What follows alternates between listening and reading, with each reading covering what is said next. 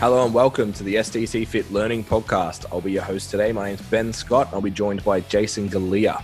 Thanks for joining us on our way to create 1 million positive outcomes for personal training clients by 2030. The podcast is brought to you by @STCfit Learning, a page created to upskill and educate PTs and gym nerds. Also brought to you by @STCfit, and that's a place for all your online and in-person personal training needs. If you enjoyed today's episodes, please give us a share and tag on the Instawebs. You can tag @STCfit, @STCfit Learning, @BenScottSC, and @JasonGaleaPC. Hope you enjoy the show.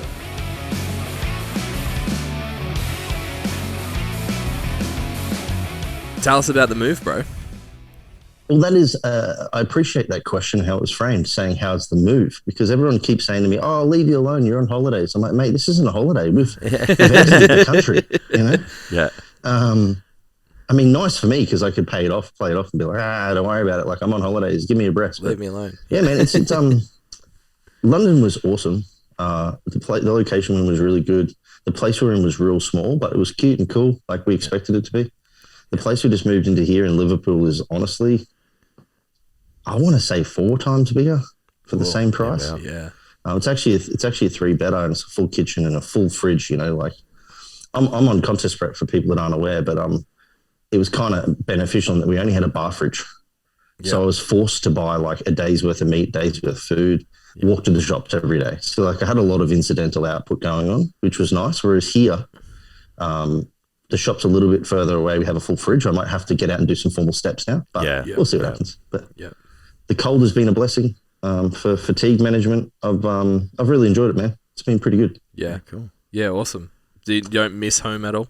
Not yet? No. I think like home for me is routine in doing things that I like and having like good experience.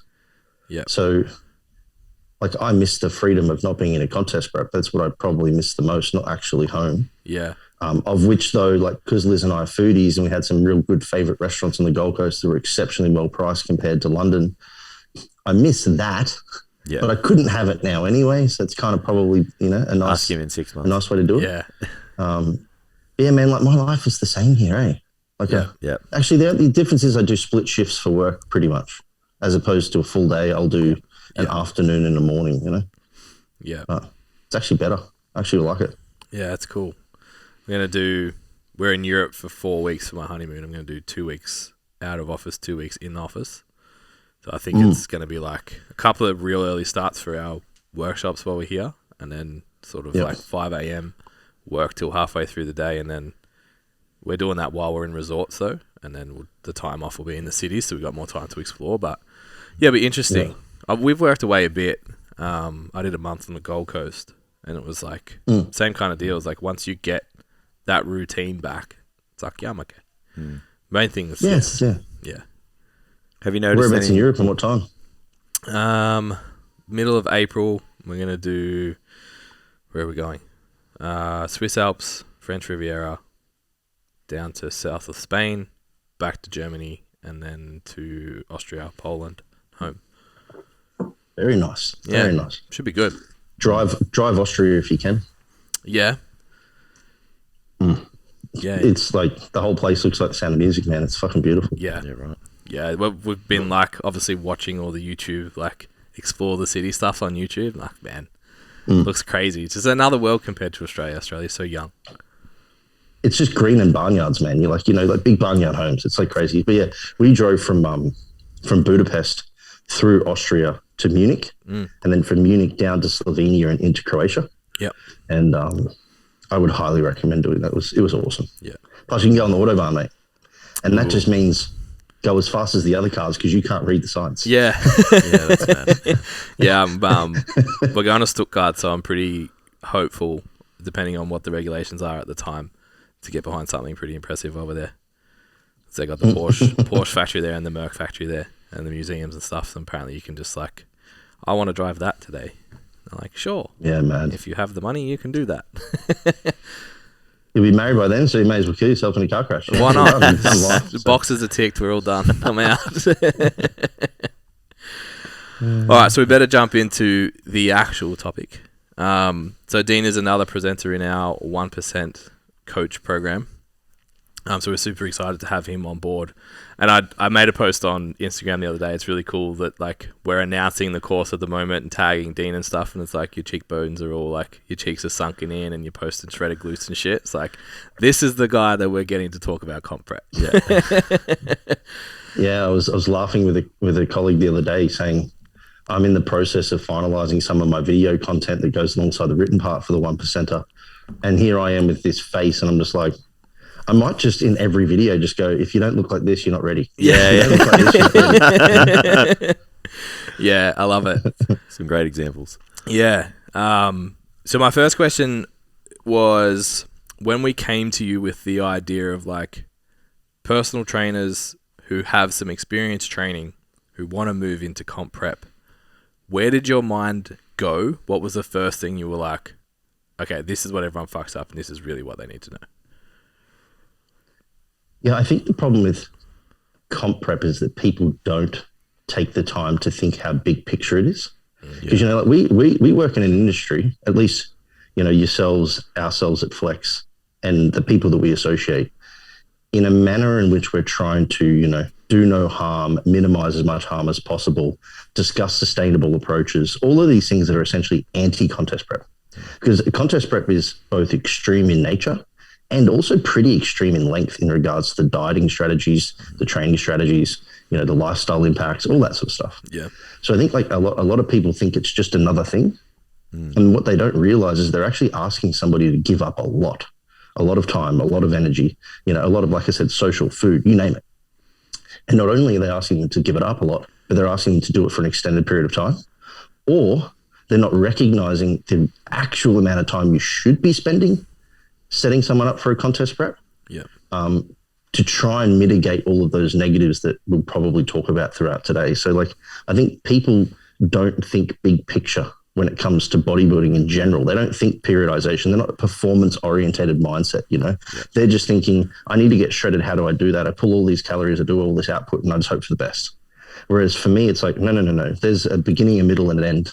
And then there's checkpoints and there's periods of stopping and starting. And there's ways to go about this, ways to periodize it. So that was me in a nutshell. I was like, oh, all right, cool. What I can do here is we can frame this up in almost a philosophical manner and be like, all right, what does it mean to do a contest prep? What does that look like big picture? Where do we even start? And then once we do start, how do we then manage all of these variables that potentially are concerning to the individual over what elongated period of time to ensure the most successful result on stage, but also to prevent the negatives that typically happen off stage. Yeah. And somehow you asked me to do this in 4 hours of content. No pressure. Roundaboutish. Dean's module might go long, guys. 4, 8, whatever. 20. You can do as much as you like. Yeah. I don't think anyone will complain with more. Yeah, I'm not anyway. going to be saying no. I'll be like, yeah, looks great, mate. Keep going. So I'm curious, like, I know years ago we did like a podcast on comp prep and we like talked about this checklist that we had. Like if our client was to come to us and be like, we're going to compete, and we had maybe like 10 things of like, you need to tick all these boxes for us to even accept you. You're in a position where, from what I understand, you pretty much do solely competitors these days. Yep, does that criteria still apply for yourself? Like, do you still, if you're going to consult with someone, or like, how do you say you're good to go or you're not good to go? Yeah, I've actually said this to a couple of people too. I'm in a fortunate and unfortunate situation now whereby my client base is so self-serving and so biased towards how I coach and who I represent as a coach in regards to the athletes that I have, that it's great because I get people that are essentially ready to go, that are ready to do the work, have likely done the work prior, and are really coming to me for the refinement phase, in that they're like, oh, I've done this before and I think I can do it better and I think he might be the right person for it, as opposed to the beginner who's like, can I just give this a go? And then I have to do the whole like, do you really think you should, So it kind of depends on who they are. But yeah, typically in an onboarding fashion, there's a conversation around whether they've done it before, what some of their diet philosophies are, like mentality around training, Do they have the appropriate social setup? Like, do they have a partner that understands? All those sorts of things are just general conversations, and I get a general feel for it, and that still exists for sure. Yeah. Do you still have that kind of criteria as well with your guys, Jase? Yeah, yeah. I was going to say, even ask Dean, like, what the bare minimum is before you do the contest prep. Like, you know, ideally we would like them to have dieted before. We would like them to get to, like, they don't have to get to like contest, it's like stage lean, but somewhere like, you know, where we're kind of pushing it so they get to feel what it's like, you know, and it has some of those implications that Dean was talking about, like, you know, socially and I guess like energetic wise and whatnot. Because then it's like, we are probably going to be magnifying this and drawing it out for a longer period of time. And that's in a nutshell what you're going to experience. And if you don't like getting to this % body fat, for argument's sake, maybe this isn't really going to work. Yeah. And I think for a PT who's looking to learn how to structure a comp prep, maybe you've done some, maybe you haven't yet, and you're thinking about getting into it. More often than not, you're probably going to be working with people who are like, I'd like to. Like, they're already clients, and now they're like, now I would like to do this. Or you're thinking about, this person has a pretty impressive physique, and maybe that's a pursuit that I want to go down as a coach, so I can talk to this client to go down that road. So I think it's that, like you said, Dean, looking at it through that global lens, because I get it all the time in powerlifting. It's like, oh yeah, I'll just do a meet. It's like, no. Going to the gym and being strong and doing a powerlifting competition are not the same thing. The commitment level is very different. What you're going to go through is very different. And it's, in my opinion, doesn't touch what you've got to go through to be impressive on stage. Like, maybe not to get to stage, but actually be impressive it's on stage. Is they just think like, oh, I just diet a little bit harder and train a little bit more. Yeah. And that's the thing too, right? I have a standard that I have to uphold now as a coach. Otherwise, in regards to how lean my athletes get, otherwise I'm judged for it. And that could be my fault, it could be their fault, it could be a combination, but there is a standard there now. But I think those conversations are really dependent on the person. So like, if it's a new competitor, I actually don't mind if someone's not dieted before. I'm more interested in their behaviors and their language around food and like how they tolerate the opportunity or how they manage the opportunity, even have like an off-plan free meal that isn't tracked for or accounted for, or what does their week look like if they don't track at all, or can they not track, you know, or are they like really, really, really neurotic trackers? Like all of those sort of behavior things are probably more concerning to me than anything. Because those are the things that will dial up typically under a stressful situation. Whereas, because I've had individuals before that have never dieted before who have dieted exceptionally well, but like all of the behavior in the conversation was fantastic. Like I have a client, Cam George, who came top 2, top 3 at the Nationals in his first ever season. And he's a freak, man, but he'd never done it before. But he got peeled inside out, like probably one of the leanest guys on stage. But it was because he was a very process-orientated, tick-the-boxes kind of guy, you know, non-emotional. Yeah. At the time, he was single, didn't have to worry about partners. Like, his life was set up to do it very well, you know. He actually asked another client of mine, I found out in that prep, and said, hey, Alex, like, I was going to ask Dean, but I don't want to be near, but am I supposed to feel this bad? You know, like, and Alex was like, yeah, bro, you're good. Go on, and he's like, okay, like, I'll just keep doing it then. Yeah. You know? Yeah. So it depends. Whereas if it's someone who's competed before, then really it's me trying to figure out like what went wrong last time, or you know what I can fix, or what I can dial up or dial down, or it's more about me discussing the process than it is necessarily the individual. Mm-hmm. Yeah. So you mentioned in that kind of first part of like people, the first thought is, where do I start? There's all these variables that I know I need to control and think about. And let's say that this person now is like, okay, this is much bigger than just dieting. Where do we actually start when it comes to a comp prep? It's more difficult if you've never competed before. It's less difficult if you have and don't use drugs. Because you essentially should have a rough estimation as to what your weight would be at the end of it based on previous history. But really what you're looking at is like, what is my current situation in regards to body fat? What is my expected amount of body fat and or body weight to lose? And then in what given time frame is an acceptable time to do that? You know, then planning that out determining like what is it, an effective versus a pushing rate of loss to get each week, make sure that aligns, and then allowing for certain error margins, which is sort of how I've set this contest prep part up. It's like, we start at X weight, we expect to finish at X weight. Do we have events we need to worry about? Do we have error margin do we need to worry about? Do we want to try and mitigate fatigue by potentially not dieting for periods that we need to allow for? Yes. Like all of these things then start to get tipped into the box. And what people will realize when they start to go through the program is that what may be an initial thought process of 16 weeks of dieting could end up somewhere in the vicinity of 20 to 30, really depending on the individual. And then, then you're really having the discussion with the client, like, is this what you want to do? Because now we're not talking about a 4-month commitment, we're talking about a 6-month commitment, where to start is first you got to figure out where you need to end, and then you need to figure out what you need to achieve in between those 2 points to determine the length you require. Yeah, where you need to start. And then, like, that's awesome where you need to start first, figure out where you need to end. That's dope. Yeah. And then there's a 2-part to that too, and that a lot of people that come to you, and this is where coaches need to learn to buck up and say no, is you have 2 primary focuses that you can have an individual go through to get from the beginning to the end.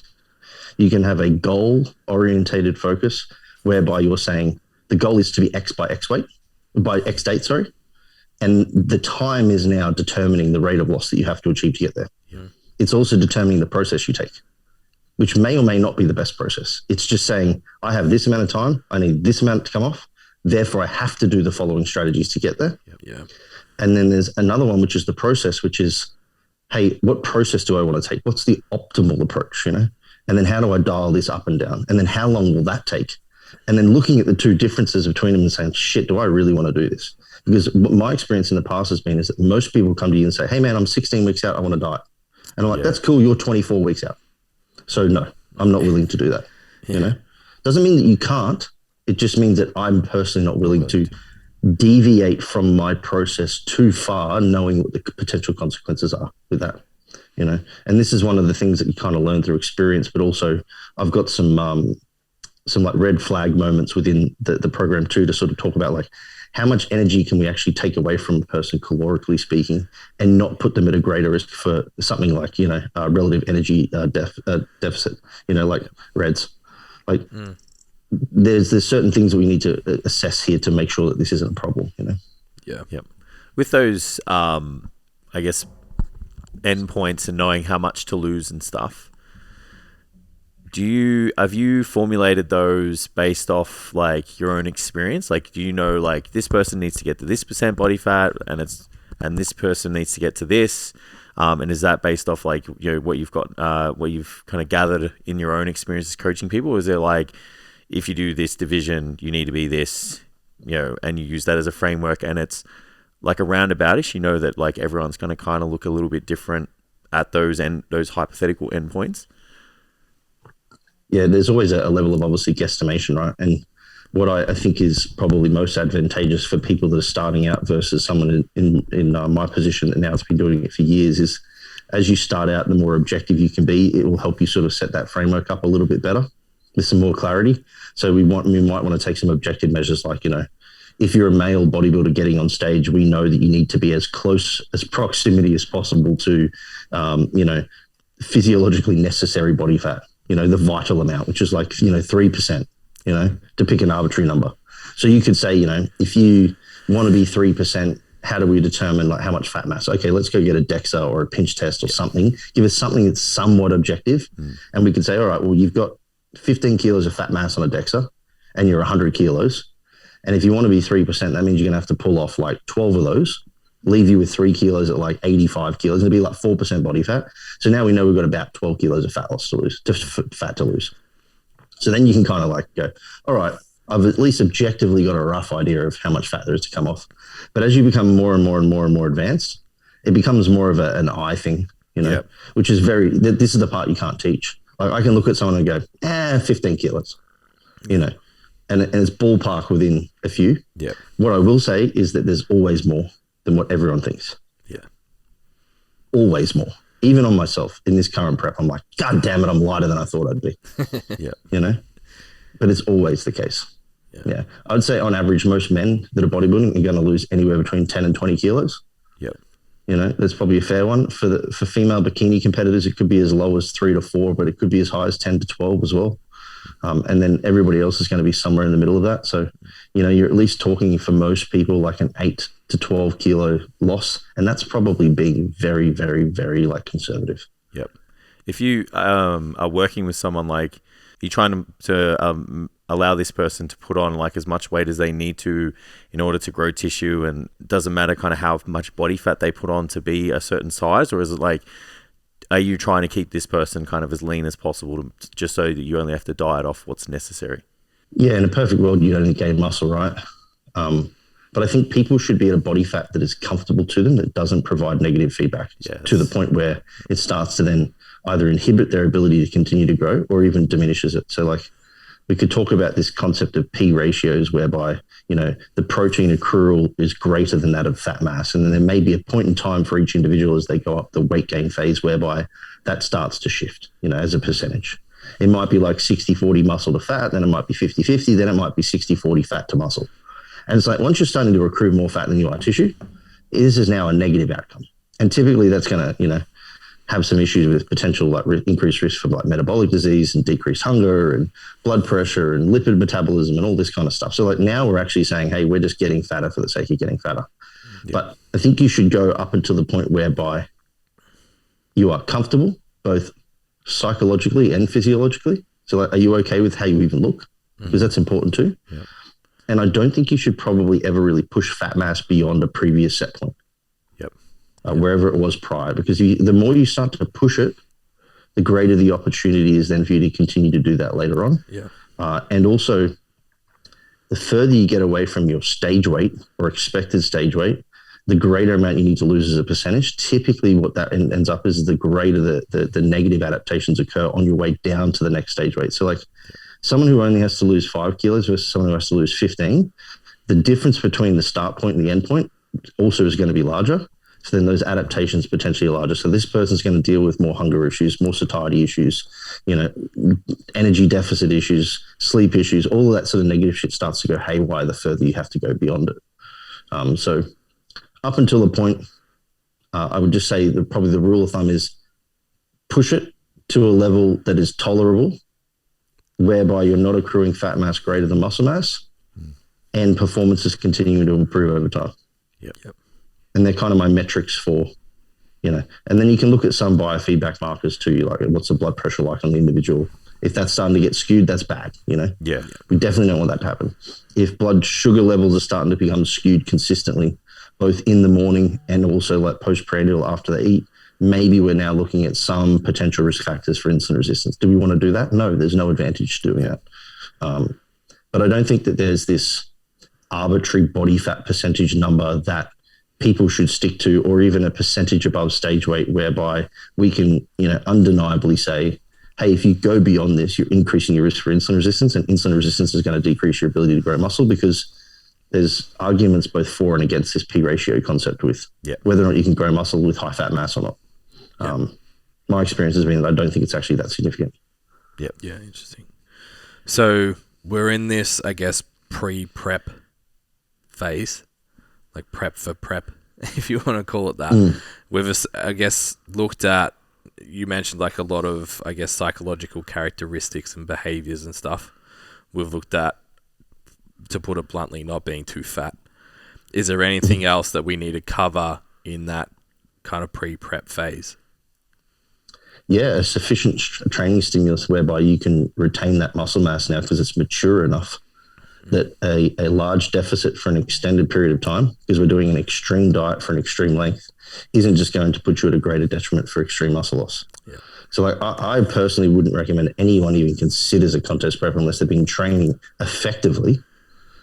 And that's probably a whole topic of discussion in itself for like 4 to 5 years. For the people that are only listening, there was a great big smirk when Dean said that. Yeah. Effectively. Because a lot of people train, you know, or a lot of people, what's it, the saying is like, a lot of people exercise, not a lot of people train. Yeah. You know, so like, I think your training should have been at least like focused heavily on some form of progressive manner, whatever model you choose. and you had to have gotten stronger and or, able to tolerate more volume and gotten larger and being able to maintain that muscle mass in a diet phase for at least 3 to 5 years.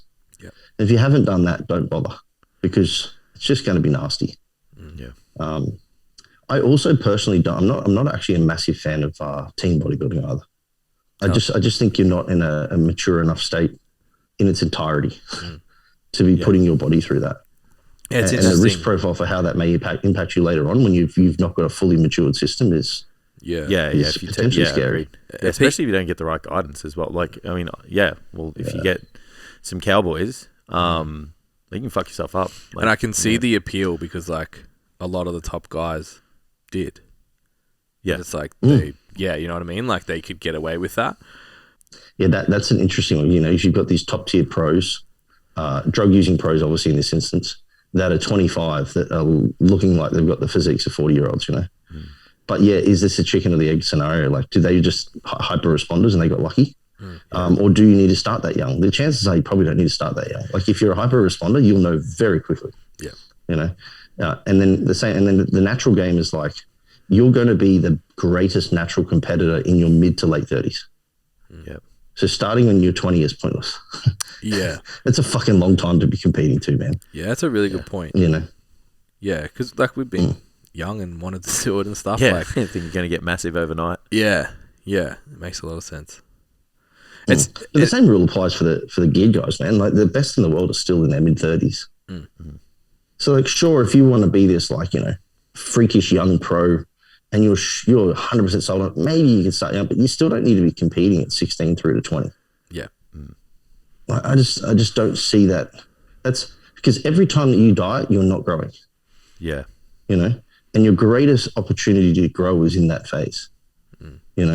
So you're just inhibiting your capacity that you then maybe have to later on pharmacologically enhance to get what you probably could have got naturally because you fucked that system up.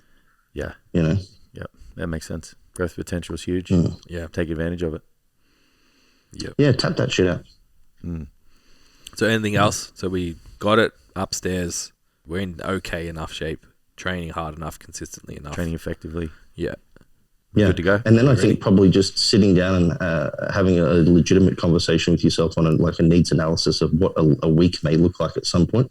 At the worst of it, and just making sure that even professionally your job will allow that to happen, how much time you're going to have to dedicate per day to some form of output.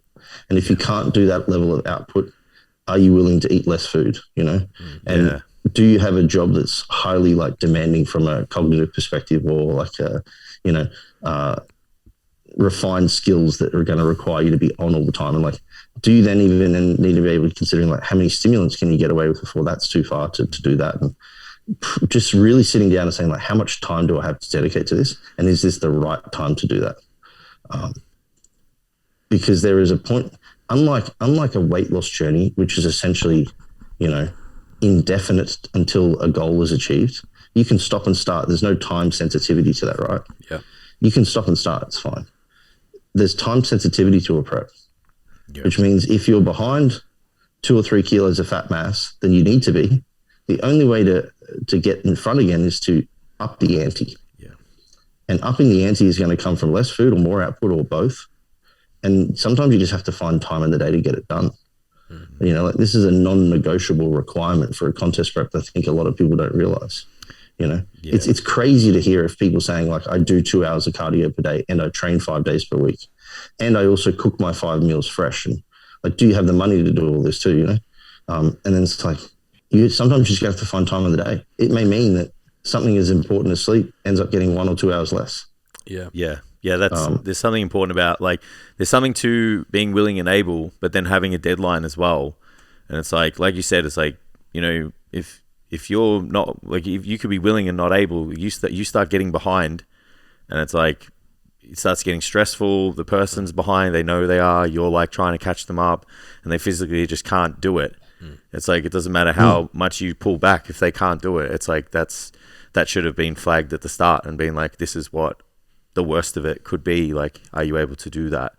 And I think that's a really important conversation that everyone needs to have with people. And then like even just mentioning like the financial commitment, the time commitment and the financial commitment, it's like, cooking your food, all your food is like not cheap, and especially when it's like high protein and you've got to like tick all the boxes nourishment wise. It's like, there's other things for prep as well that you need to consider. You got your memberships, you got your suit, you got your this. If you're a chick, it's even more. And it's like all of those things need to be thrown on the table before we even go, this is the thing, we're doing it. Even little like travel, accommodation. Yeah. And then if you are limited in time, now you have to buy prep food potentially. Not only is prep food potentially going to be inaccurate, so now you're running that risk profile, you're also spending more money. Yeah. Yeah. Like even if I just threw a glance at it, like my food per week's probably like in the $200 to $300 vicinity, depending on what I'm purchasing. There's gym memberships, like you said. Yeah. To compete at the shows over here are somewhere between $200 and $400. Yeah. Tanning is going to be somewhere around about $200 to $100 per show. Yeah. Obviously, like the night before, I want to be closer to the hotel, so like that's another $250. Like everything starts to add up before you know it. You're like, oh, hang on a minute, I'm probably dedicating at least $500 a week to expenses. Yeah. And I'm doing that for 20 to 24 weeks. Like, do you have $500 to give away every week? Mm-hmm. I don't know. Maybe you do, maybe you don't. Yeah. But yeah, it's certainly a consideration, the financial aspect of it. Yeah. Because it is a hobby. That's all it is, really. Yeah. You're not getting it. 99% of people aren't getting a check at the end of the road.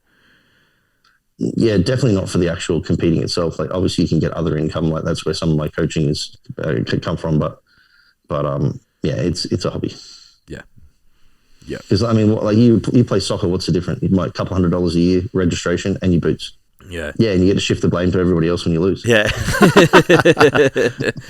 I think the other important thing that you touched on there, because Jason and I speak about this regularly, is like that cognitive function concept. Like there's gonna be personal trainers that are listening to this that want to compete to improve their business and all that kind of stuff as well, and being able to communicate with the clients that want to compete, understanding what fatigue, hunger, low body fat, etc. does to your ability to perform as a human. Like, it can't be underplayed. Yeah, no one's on social media like going, hey guys, prep's really hard. Like, they're always like, hey man, you got to go out and get it. You know? What's your morning routine look like? Everyone's giving you, like we know, that highlight reel. But the reality is you are going to change as an individual. It is up to you and the people around you to try and mitigate that as much as possible. But we are literally talking about an elongated phase of starvation while simultaneously requiring the individual to perform at their greatest capacity to an extent, which is backwards in periodization. Yeah. Absolutely backwards. As we generate more performance, we generally give more food and we also get more recovery. But in here, it's the opposite. The recovery starts to just become diminished over time. The food starts to come out over time, which decreases the recovery even further. You also then feel like shit, so the perception of all of these things gets worse. It's a mental slog, It's really like a game of attrition, bodybuilding. So who can withstand the pressures the most? Yeah. Repeatedly, 100%. over time, and still make it to the end with somewhat of a smile on their face. Yeah.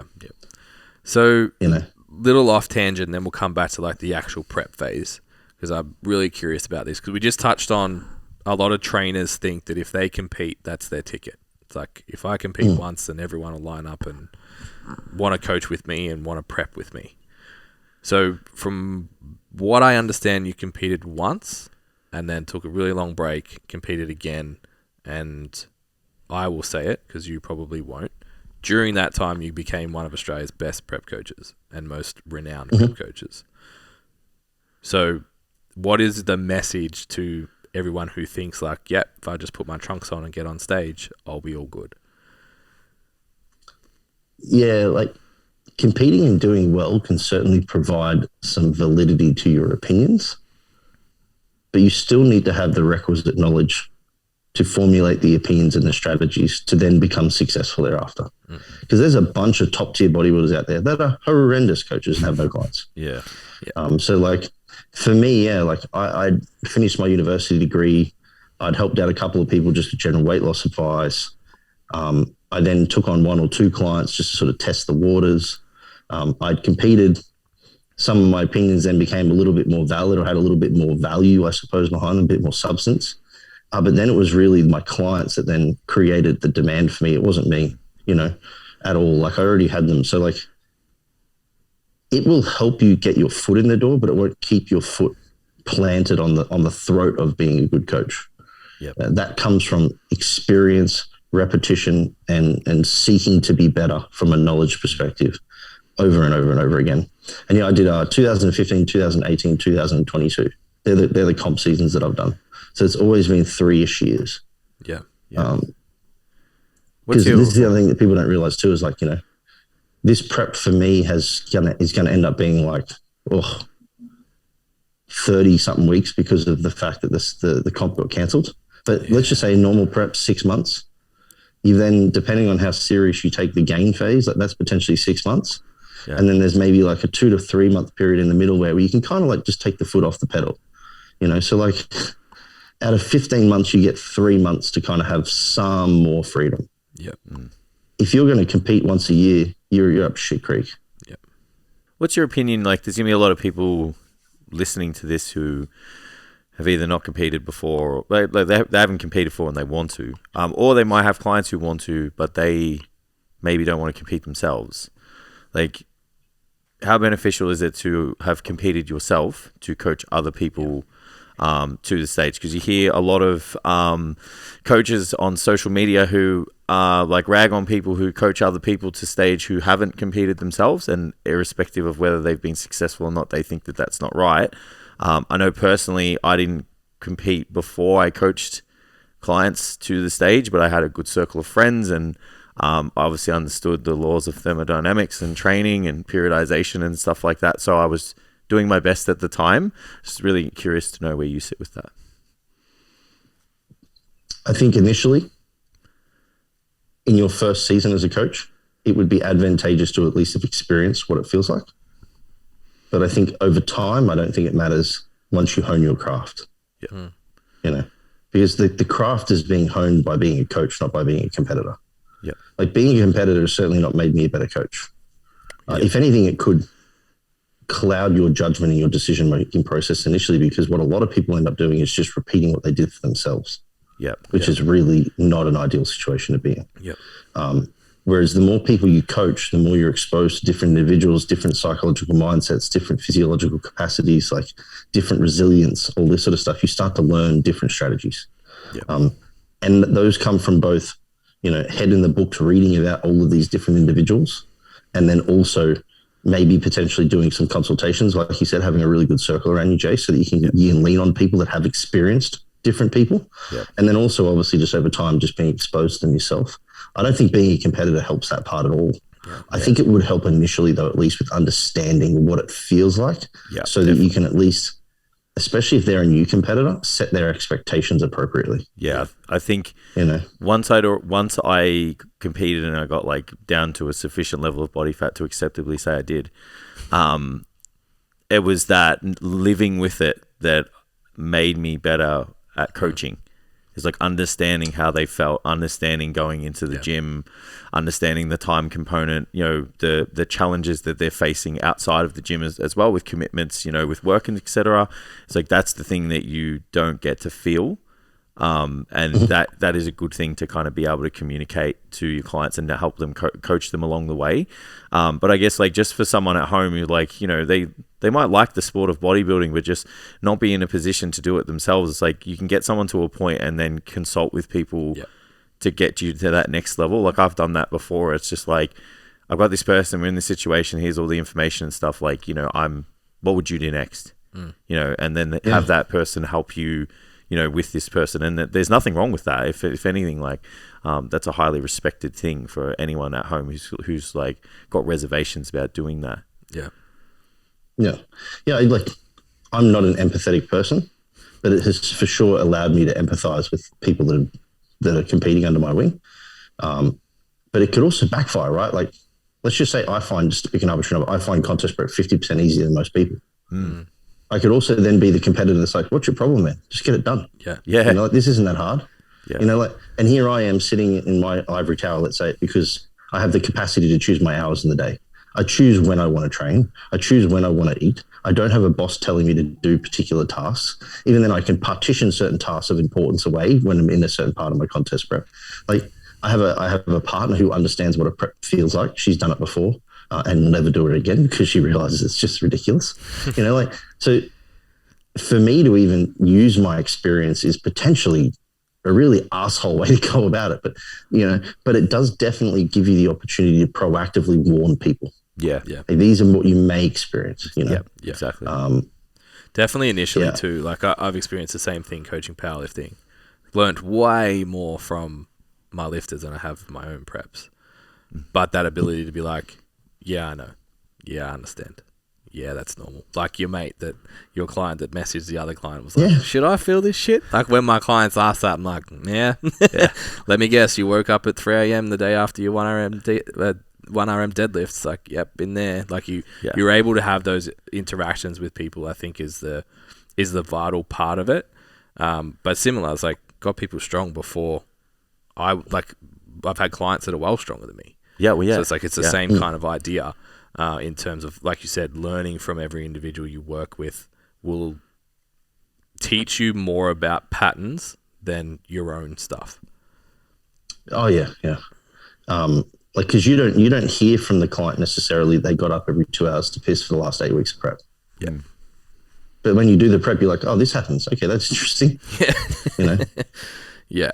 I didn't know that poor person was dealing with that. Yeah. I think this comes down to, like, again, as the coach now, like being really good at communicating and also being really good at listening.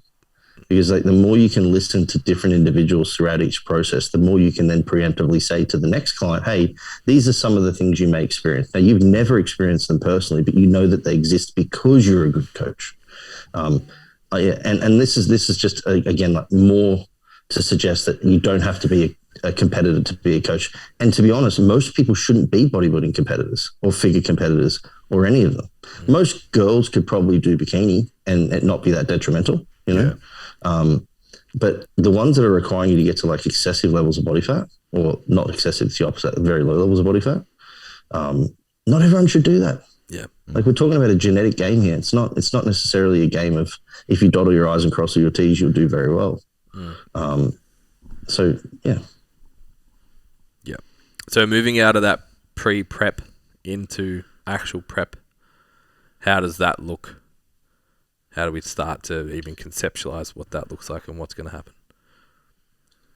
Yeah, so I mean, you're going back to that initial sort of needs analysis approach and determining what do I need to lose, what time do I have? And then from there, determining how do I want to go about trying to minimize all of the potential negatives of this. Like, contest prep, honestly, in a nutshell, is about how can we best mitigate fatigue for as long as possible to maximize the healthiest physique we can get to stage. Yeah. Certainly not a healthy physique, but the healthiest, Yeah.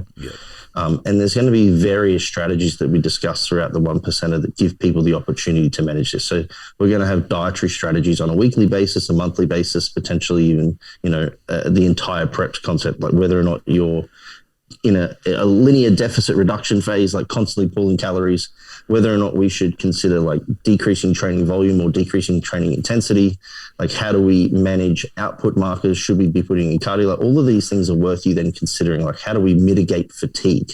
Yep. Because fatigue is what's going to drive up all of the negatives more, like the hunger, the sleep, the assholeness that you may experience from a personality perspective.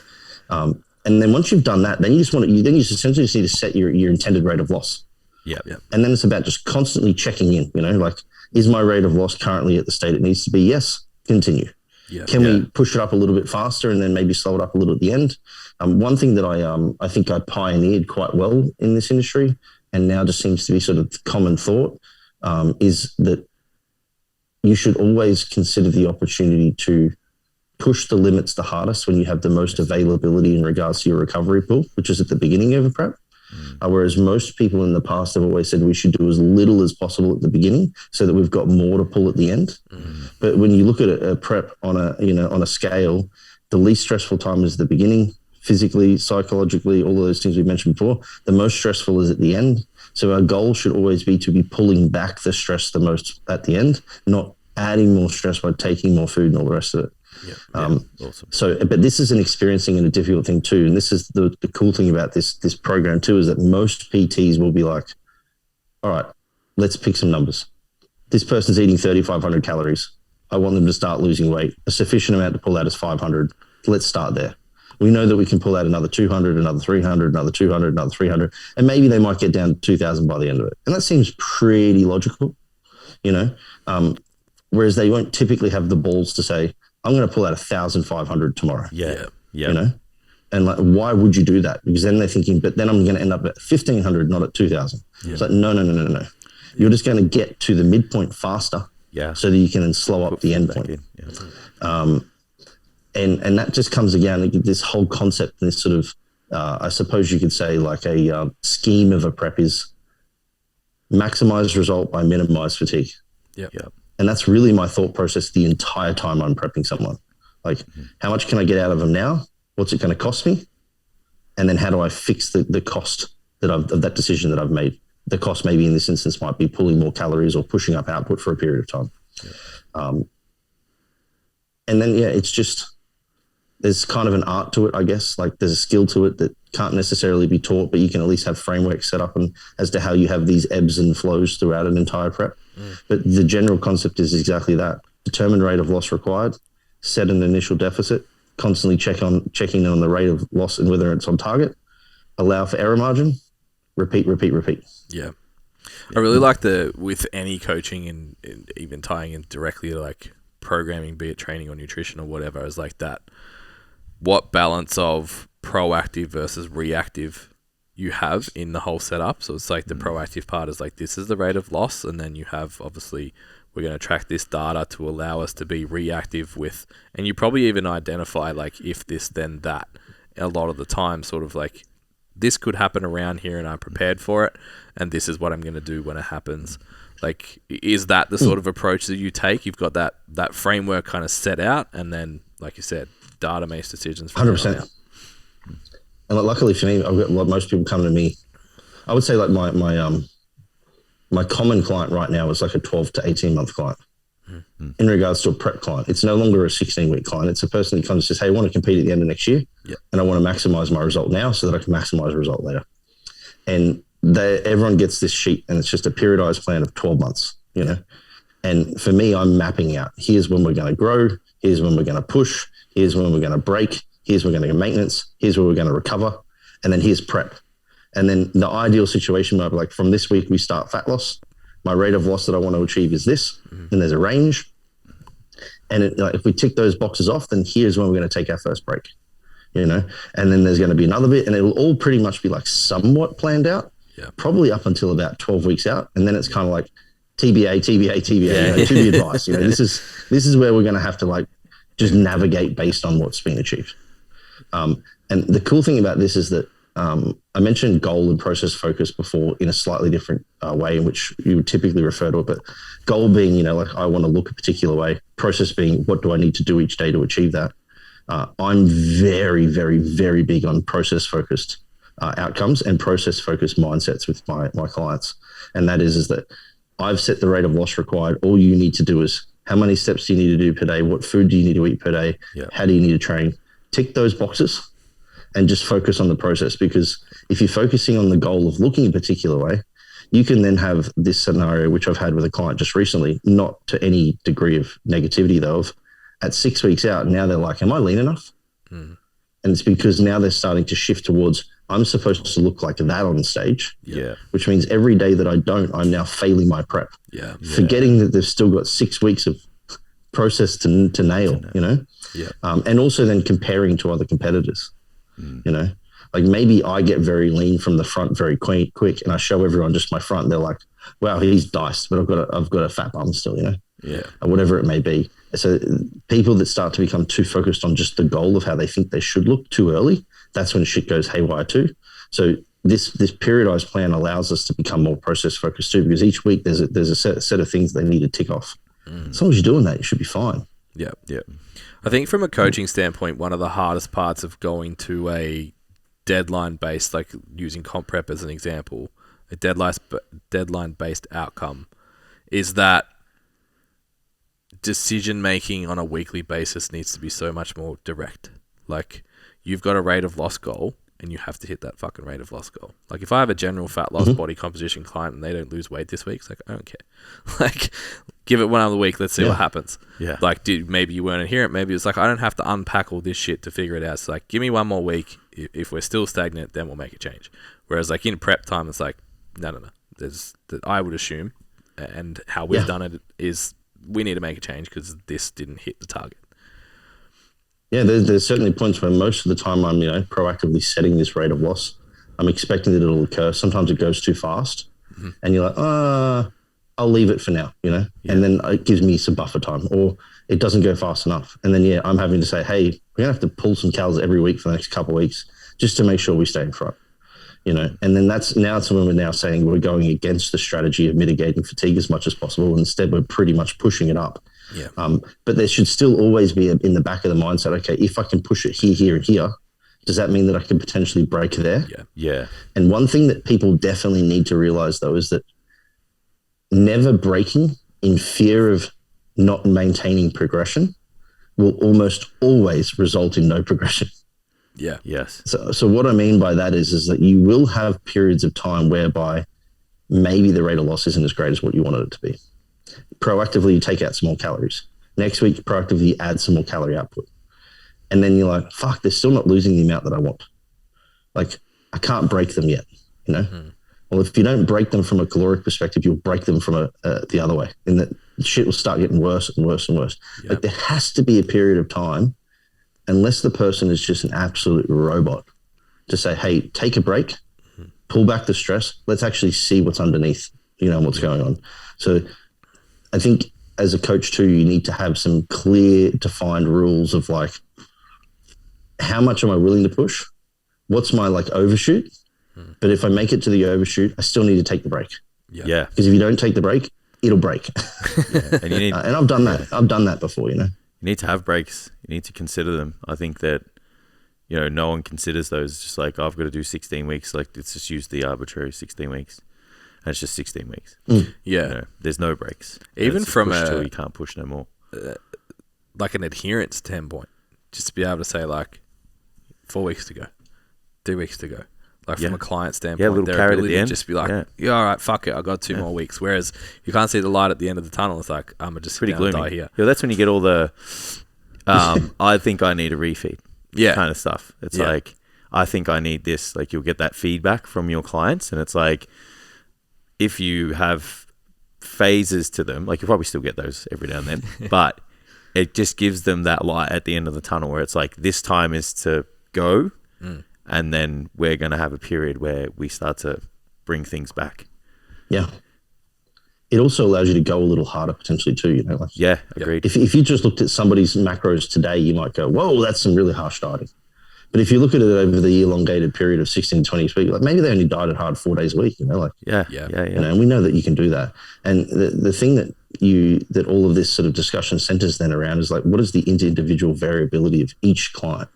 Because we have like common responses to calorie restriction, where most people sit under this, fairly average bell curve of, if you take out this many calories, they'll lose about this amount. This is about the expected amount of adaptation that we can account for metabolically that isn't associated with NEAT and output. So NEAT being non-exercise activity thermogenesis, or like subconscious movement that people don't realize they stop doing, fidgeting and all that sort of stuff.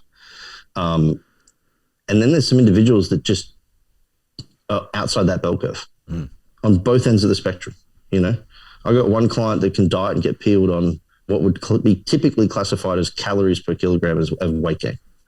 Yeah. And then I've got other guys that are like way down the other end, and they're eating like rabbit food. And I'm saying like, I don't want to do this.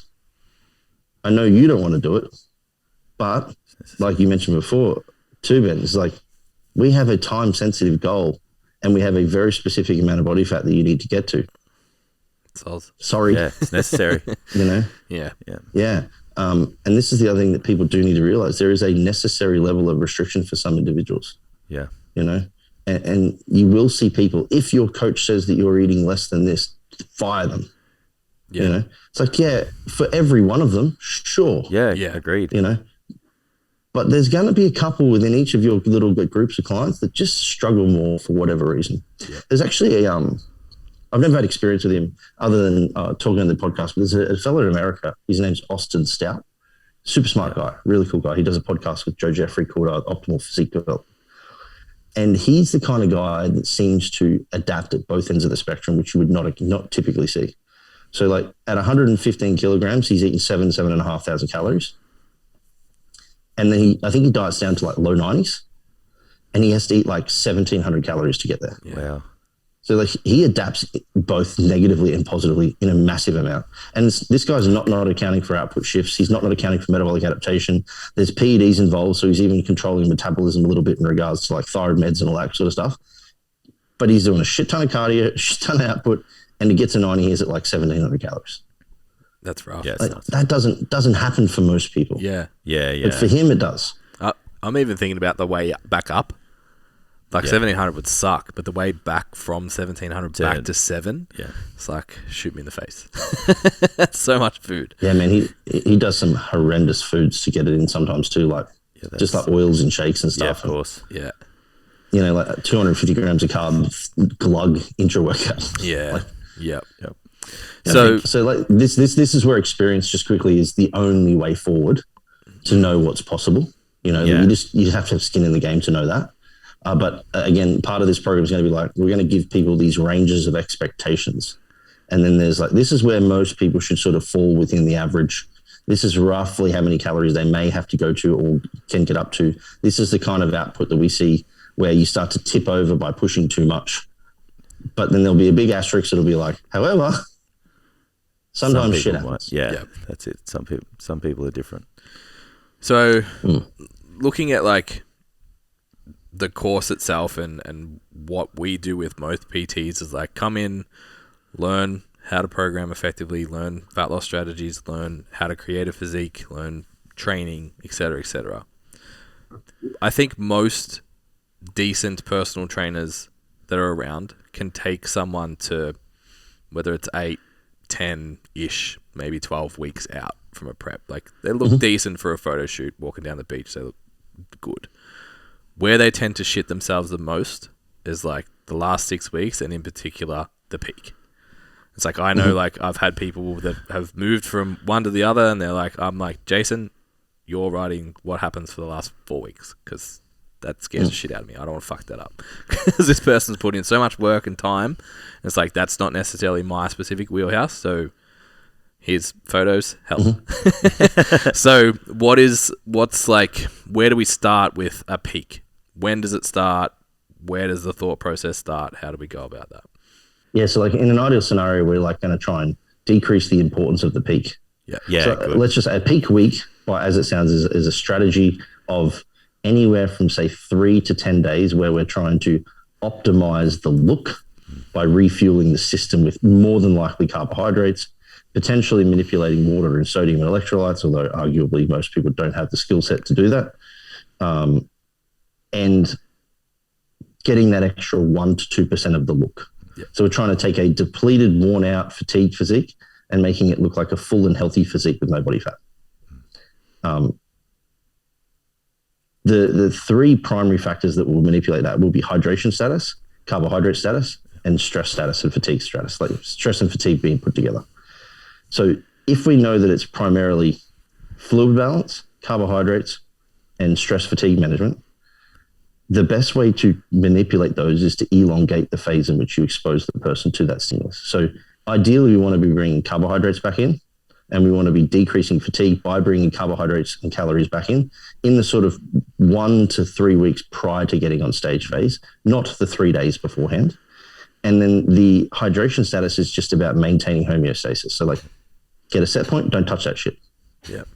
You know, nobody here is smarter than the body in regards to manipulating intra and extracellular fluid balance. We can't do that shit that well, you know? So let's just say like, hey, just set water, set sodium, set food, don't do anything to it. And then it's about decreasing fatigue by escalating calories to a certain point for a period of time. What period of time, depending on the individual, and refueling the tissue that is now depleted with carbohydrates. So it's just a steady phase. I think most people try and do too much, but I think that's probably because of they're too far behind. They're not ready. One, they're too far behind, so they're trying to do something magical. Or two, they think something magical exists. Yeah. I get a lot of people ask even 16 weeks before that week, and they're like, "What's it going to look like?" I'm like, "Yeah, what do you mean?" Yeah, like probably we got so eat some food, many processes to go through, and you might not have to do anything. Yeah, it's like it's not I'll just get out of my book and give it to you. Kind of this is what everybody does, kind of thing. But obviously, there's people out there that have that because people want to know because they think it's a thing. Yeah, the peaking strategy is 100% dependent on the prep strategy too. Because if we've taken, someone like that Austin guy and he's had to do 1,700 calories at 94 kilos, he is significantly more depleted than me, who's eating 3,000 calories at the same weight. So my peaking strategy might be that I just need to slightly escalate calories, slightly escalate carbohydrates, try not to worry about it. Whereas he might be he may need to drastically increase calories and carbohydrates in order to get his physique back to normal.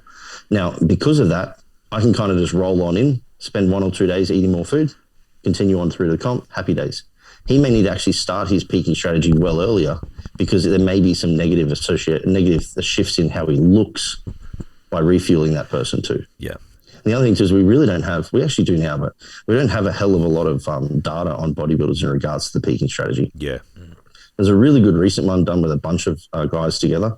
I can never pronounce his name, but he's Guillermo is his first name.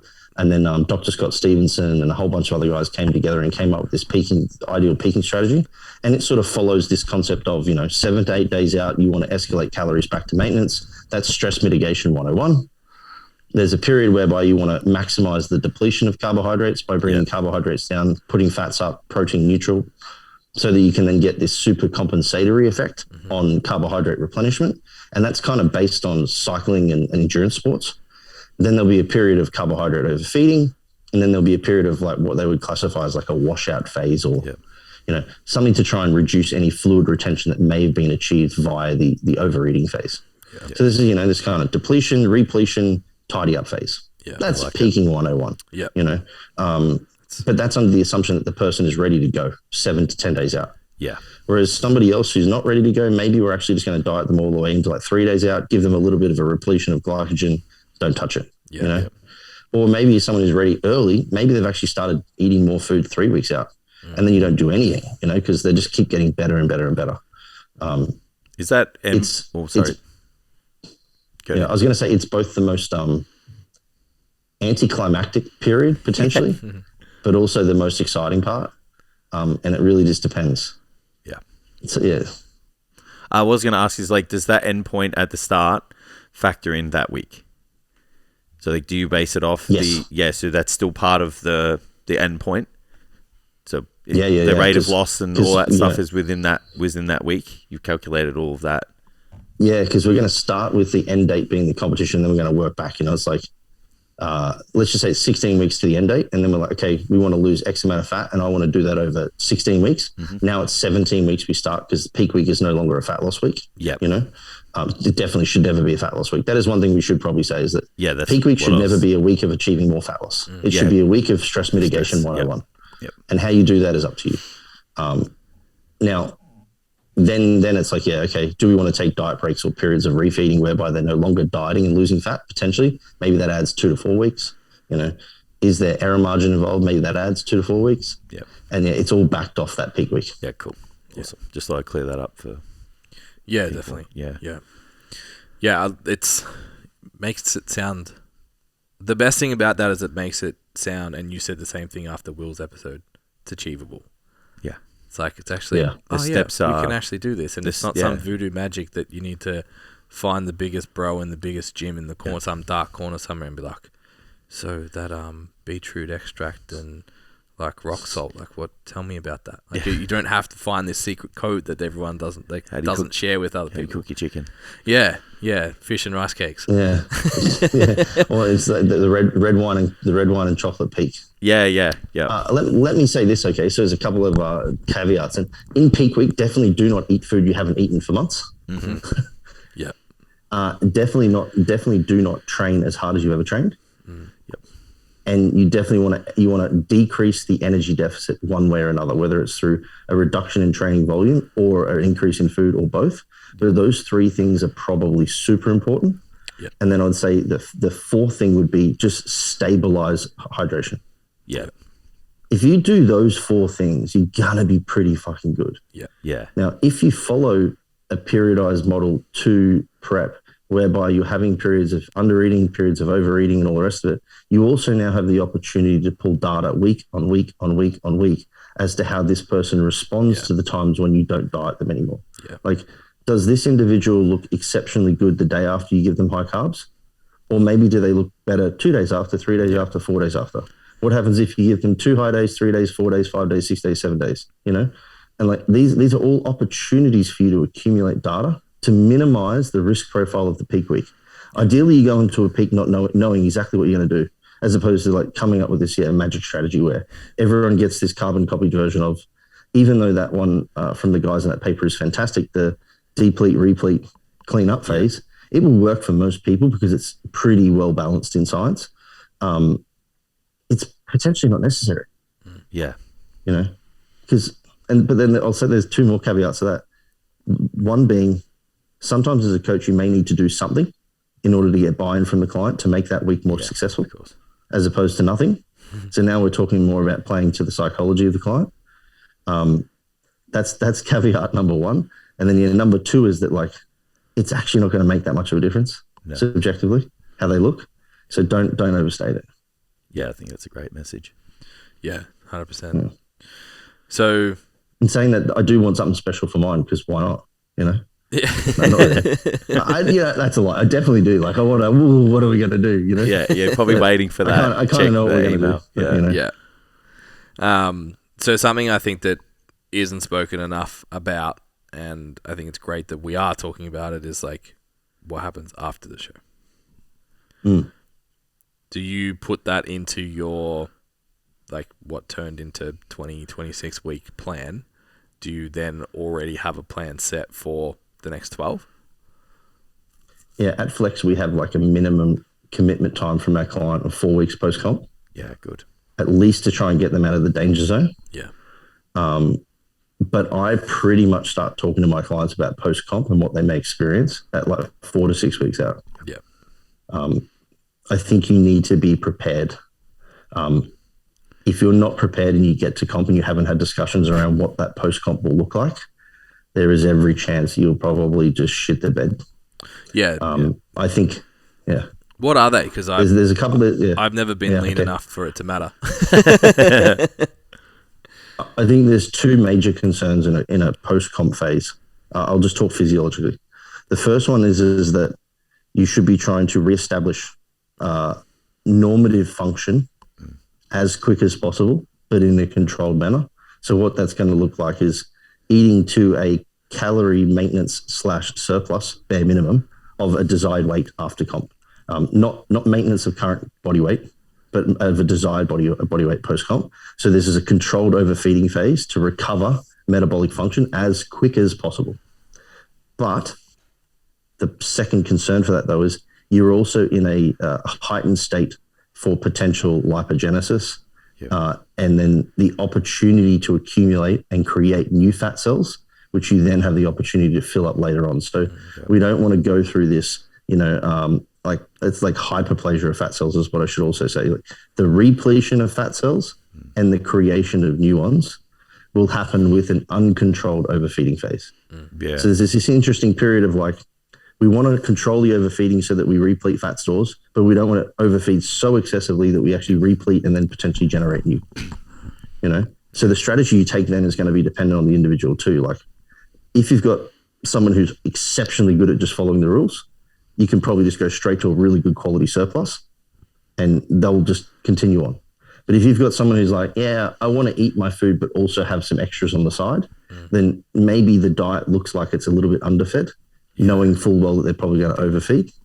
But what we definitely don't want to do, but I will asterisk this and say if there's some psychological fear around fat reaccumulation, that person really needs to be talking to somebody who's honed in on that sort of side of things, is if you try and slow down the rate of the reaccumulation phase too much, you're just elongating the negatives of a contest prep.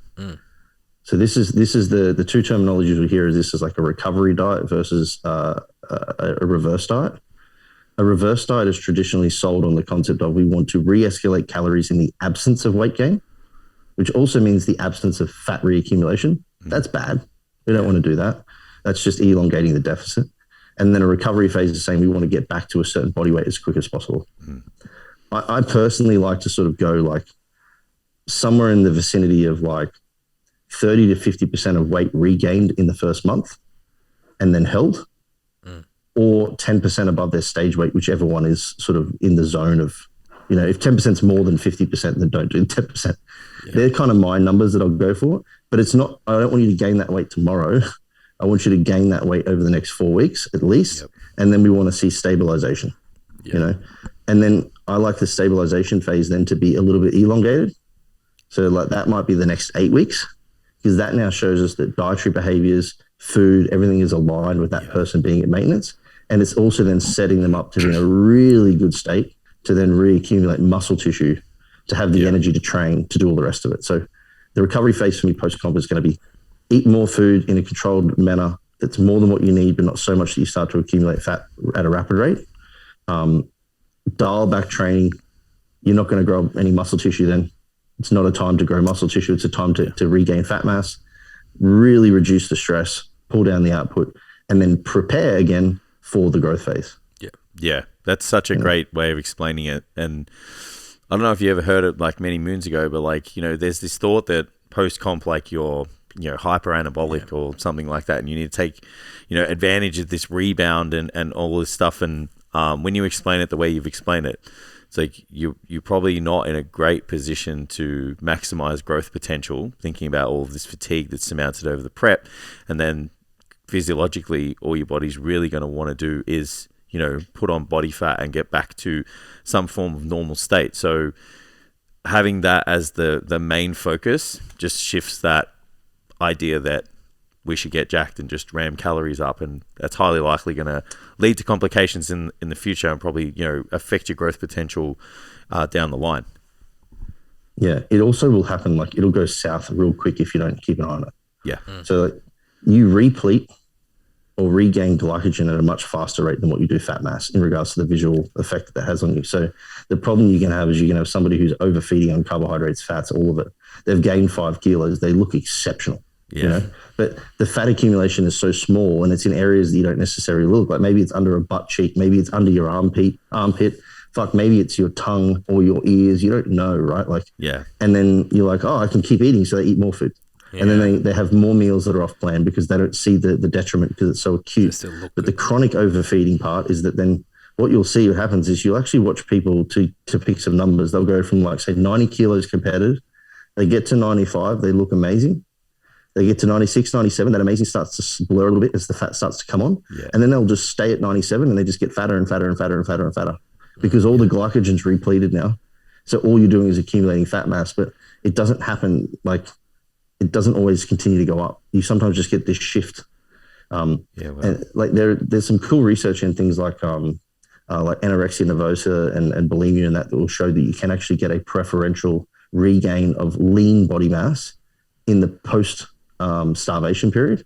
But we're talking about bones and vital organs and all that kind of stuff too. We're not talking about necessarily muscle tissue. And it also is typically just the repletion of previously lost tissue, not the gain of new. You know? That's the important thing for people to realize is you're not actually accumulating new tissue. You're just reaccumulating previously lost tissue. And then the other cool thing too is like if you can have the patience, and this period's super fucking hard, mind you, because the goal's now gone and you still have to restrain yourself and your hunger and everything is through the roof because there's a bunch of systems trying to make you get back to your previous weight. But if you can sustain it, then any novel stimulus becomes a sufficient stimulus to drive a growth adaptation. And you've got 3 of those available to you depending on who you are. Like one of them is going to be training, one of them is going to be food, and then if individuals use steroids, that's number 3. And if we're thinking phase 1 post-comp is recovery, i.e. get back to baseline as quick as possible, you're doing that with food. That's already novel. and you can pull back on training and keep that as a novel stimulus later, you certainly don't need fucking drugs after comp. Yeah. You know? So like really it's just the food that's doing it all. And then you're preparing for the growth phase by doing the least amount of training possible, so that then when you engage the growth phase, you've got that as a novel stimulus opportunity to drive growth. So it's a really difficult phase because you're kind of saying to people, like, hey, don't do that much. Like, just pump the brakes and just wait, you know? Yeah. But if you wait now, every client that I've ever had been able to maintain that sort of 10-ish% above stage weight or 50% of what they lost, when they get back to their original weight after an elongated growth phase, it's always in better body composition. Yeah. Always. Because, and if you don't do it, let's think about this. Like, what's the consequences of not doing it this way? Consequence number one, if you do it too slow, is that you just constantly stay in a state of deficit and negative outcomes for an elongated period of time. You then need to do the recovery phase later on anyway, so you've just wasted time. And consequence number two of overfeeding too much too fast is you then need to diet some of that fat back off before you can go again. Yeah. Which is even worse. Now we're talking about, again, more dieting. So patience. Yeah, I think, is it like John Jewett? Like he talks about like runway.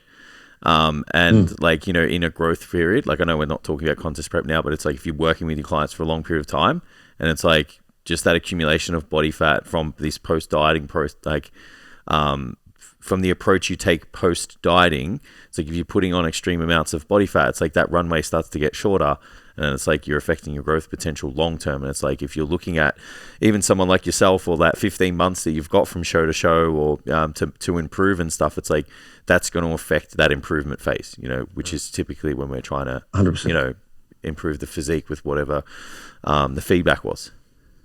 Yeah, 100%. And like that growth, this sort of comes back to the full circle of the beginning. You said, like, how fat can you get or how far can you push it? And that is true. Like, if we're saying, hey, we don't want to escalate body fat beyond a previous homeostasis, then if you reaccumulate that back to that straight away, like back to the number one in the first 8 weeks, and then you start a growth phase, like you're almost certainly going to go beyond it. Yeah, of course. Yeah. So you've started in a negative position. So the runway concept is great. I know that's something that Joe's used way back years ago, and it's kind of been, you know, manipulated and used for PEDs and a few other things. It's a great terminology. It's how much runway can you buy? And like a growth phase is slow, you know, and it can only happen at a certain rate. So you really want to be like setting yourself up always to maximize the length of that phase as possible. Yeah, I think there's two valuable lessons to take away from that. Is like the call it responsibility that Flex teaches to be like, no, you're definitely here minimum of 4 weeks after. Like, and one of the quotes we have in our like sales copy pages is like, you were told you had to choose between integrity and income. We're here to say that you can have both. And that's the goal of who we work with. It's like, yes, you can make a good income and a solid business out of being a coach, and you can still have some integrity with it as well. And I think that's part of the integrity, because that person wants to, whether they stay with you or they don't, they say better shit about you and they look better. And like we were talking about it with Liz actually about like before and after photos and how our clients come to us because they see our clients look great all the time and they get stronger all the time. So it's like seeing those clients come in and get thrown out the back and rebound and not cared for afterwards. Those stories get out and they get spread. And from a business standpoint, it's not a good way to run a business. And from an integrity standpoint, it's like you're fucking people up. Yeah. So I think it's super valuable to introduce that as a concept. I've received it quite a lot actually in the last 12 to 24 months of people being like, man, all your guys, regardless of the size or where they're at, all just seem to look so much healthier than everyone else's. It's like, because it's at the top of my fucking priority list. Yeah. Because a healthy individual is a happy individual and a successful one in their endeavors. And then on top of that, bravo for that, for saying you can have both integrity, because people come to me like, oh man, how did you get into coaching? And like, how do you get clients? And I'm like, I just tried to do a good fucking job. Yeah. That's it. Yeah. Like if I do my job to the utmost of my ability and I can walk away each day and say I didn't screw someone over, and my intentions were always good, my integrity is extremely high. If you don't get good clients, you're probably just not that good at the coaching, you know? Yeah. Which is unfortunate. Yeah. But man, like, the money first PT mindset shits me to tears. So bravo to you guys for having that as part of yours too. Yeah, I think personally we experienced it the opposite end. It's like guys are settling for less income than they probably deserve because they're just focused on only one thing, like just being like technically skilled.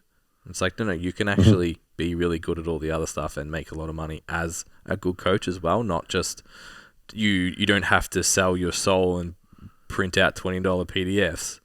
You can still be a fucking good coach and charge accordingly and run a business and like do Instagram stories and sales and whatever else and sustain a really good career. Because I think the biggest issue we see, and I don't know what it's like in bodybuilding, if it's the same, but like the turnover rate is so high because they miss that other part. And we see really good coaches that are passionate and even highly skilled that fall out of the industry and get a real job because they didn't make it as a coach because they were shit at the other stuff. Yeah. Yeah, I mean, I look at people in my industry who are at the top of the game for arguable reasons, the gurus. And I'm like, most of the coaches that are doing that are like 40 and 50. And there's no reason why I can't still be doing this at 40 and 50 and absolutely loving it. I mean, I should be really fucking good at it by then. You know? True. Yeah. So I mean, you can have both, like you said. So I just think like people get caught up in that I need to chase these sales techniques, and they forget that once you get all the clients, you still need to get good results. Yeah. You need to just be able to take care of them and deliver all of those things that you said. Yeah, and that's the difference, isn't it? It's like this course is called 1% because it's 1% of people at the moment are doing that. It's like being able to bring both together. Yeah. It's scary, man. My final question to you would be thinking of a younger PT, maybe could even be in a big box gym or whatever, currently training people that want to get into coaching bodybuilders. What are the 3 biggest pieces of advice you'd give them? I would say if you want to do it for your first time, try and do it under the guidance of somebody who's done it before. Try and be almost like a mentee. Yep. I think that would be an exceptional way to do it the first time. So you might reach out to someone like me or someone like Joe or someone like whoever you choose as a coach and say, hey, I have a person, I want to prep them, but can I be a mentee of yours where I share their information, their data, and each week I check in with you and you help me get through this process? Yep. That would be my first piece of advice. 2 would be you'll always need longer than you think you do. Yep. And then 3 would be honest with your client about both your fears and expectations as to what you can achieve with them so that you both can make some informed consent. Because that's the biggest thing with contest prep is that a lot of people get into it with their shades on, not knowing about like all of these potential things they're going to experience. And maybe that's because the coach doesn't have the experience in it at this stage, so they can't really inform them. But if you go about step number 1, informed consent to the point where the client understands what the potential ramifications of a contest prep is going to do to them, so they can at least say, "Hey, I understand. I understand, but I'm giving my consent to this." I think that's really important, and then you can also hold your head up, knowing full well that this person's done it under the proviso of knowing what to expect at least. So, yeah, I think the conversation kept going earlier, but that idea of being willing to ask for help in that environment. It's fucking huge. Like, not put your ego aside. It's like, if you haven't done it before, there's other people out there that have, and they're probably pretty fucking good at it. Yeah. And most of them want to help because they give a shit about the industry. Yeah, exactly. Man, I've been looking for a contest prep coach, honestly, for like, I can't tell you. Yeah. Like, you want to talk about trying to make money? Like, I've been leeching cash for 12 to 18 months that I could have made a shit ton on by having another coach. Yeah. But the reality is that there was just no one that I felt comfortable to say, if they come to flex and I can't take them on, I can just confidently be like, that person's awesome. Yeah. There's definitely a few, but they're also already established. So then they're not going to be a part of flex, you know? So like finding someone who's at least fresh enough, that knows enough, that has the right integrity, the right values, gets good education. It's really fucking difficult in the contest prep world. Yeah. You know? Which makes me think there's like, people just don't know how. Yeah, which is exactly right. So like, man, like if someone came to me and said, hey, can I do that one thing? Like, I don't have a hell of a lot of time to do a hell of a lot of stuff outside of my clients. But if someone said to me, hey, can I just run it by you once a week? Fuck, I'd be like, you're a legend. Yes, you can. And maybe I'll take you on. Yeah. So there you go, guys. Potential. Yeah. Career opportunity. Put that at the end of the course notes as well, mate. True. Yeah, definitely. Dean's just said he'll do internships with all his clients. Yeah. Everyone in the course. Well, no, I won't do the internship. 1% will do the internship, and then we'll do the next part. We'll vet them. Good way of grooming. I like it. Awesome. Send me your bank details later. We'll sort it out. Yeah, problem solved.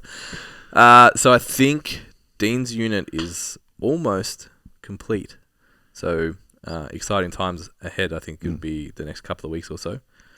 If you do want to check out the 1% PT program, we announced tonight that we've actually released a 7-day free trial.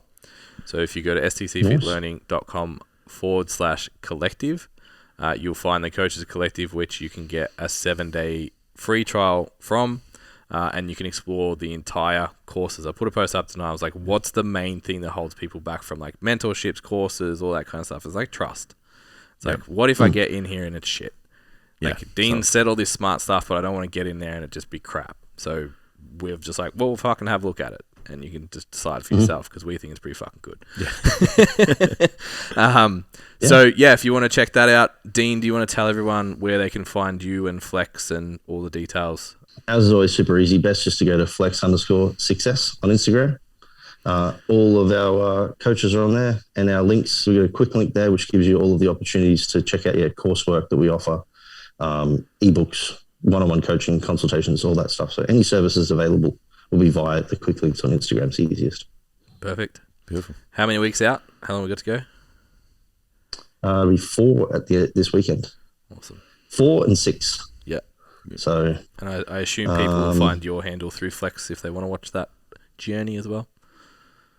Yeah. Unfortunately, the shows over here aren't doing live stream. I just found out, but that's fine. But yeah, I mean, I'll probably start to post a little bit more on IG just for the last bit.